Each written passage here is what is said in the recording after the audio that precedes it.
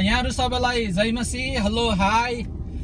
अनि अहिले हामी अमेरिकाको भर्जिनिया स्टेटको विशेष यो सेन्टर माउन्टेन ओर्चार्ड फार्ममा छौं। अनि जहाँ चाहिँ एप्पलहरु अथवा आइफल स्याउ भनौं एकदम धेरै रहेछ। यो बगान भरि नै स्याउ नै स्याउ। अनि यो स्याउ खाँदा खाँदा झ्याउ लागेर हामी ओह्रालो लाग्यौं। अनि परमेश्वरलाई विशेष धन्यवाद होस्, यस्तो राम्रो ठाउँ हिमाल डाँडा उकालोमा।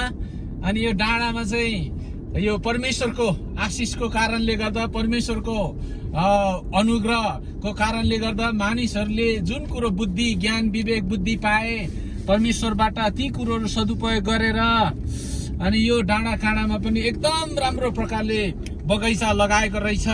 परमेश्वरलाई विशेष धन्यवाद होस्, यस्तो ठाउँमा डुलेर हामीले मनोरञ्जन लिने मौका पायौं। अहिले हामी ओह्रालो झर्दैछौं, धेरै ओह्रालो छ, एकदम डरै लाग्दो।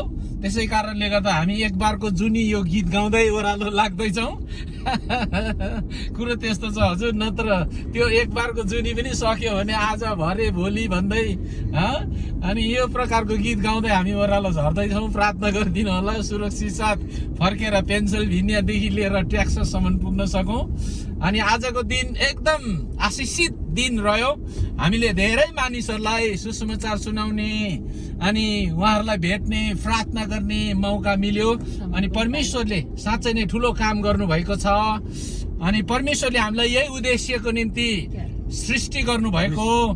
बाइबलले भन्दछ मत्ती 18:19-20 मा जाऊ र सुसमाचार सुनाऊ, चेला बनाऊ, पिता पुत्र पवित्र आत्माको नाउँमा बप्तिस्मा देऊ भन्ने कुरो छ।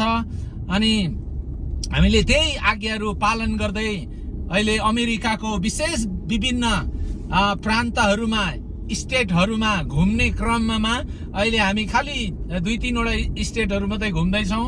आउने आगामी दिनहरूमा अथवा भविष्यको दिनहरूमा यदि प्रभुले हामीलाई उठाइलानु भएन भने अनि हामीले अरू स्टेटहरू पनि घुमेर जहाँ जहाँ चाहिँ नेपाली जातिहरू छ, परमेश्वरले चुन्नु भएको जातिहरू, नेपाली आत्माहरूलाई फोकस गरेर सुसमाचार सुनाउने योजना गरिरहेका छौं। यहाँहरूले निरन्तर प्रार्थना गरिदिन सक्नुहुनेछ। अनि परमेश्वरलाई विशेष धन्यवाद होस्। आजको दिन अब हामी फर्केर वाशिङटन डीसी तर्फ जाँदैछौँ। अनि वाशिङटन डीसी छेउमा मेरो एकजना बहिनी हुनुहुन्छ, बहिनी ज्वाइँ। अनि उहाँहरूको घरमा बास बस्ने जम्मरको लिएर यहाँबाट हामी अब 3-4 घण्टा ड्राइभ गरेर जाँदैछौँ यो बेलुकी पख।